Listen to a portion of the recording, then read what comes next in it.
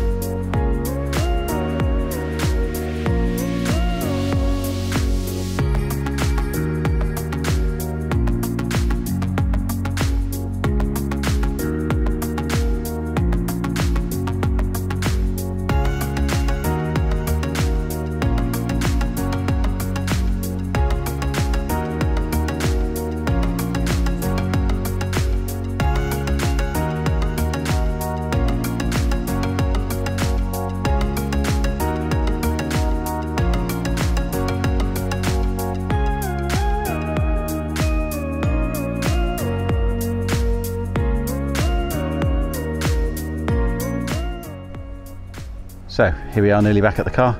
It's about 4 hours, really good walk, lots of bluebells and wild garlic. On the whole, managed to avoid the rain, the odd bit here and there. But yeah, really good route, and which I will leave now.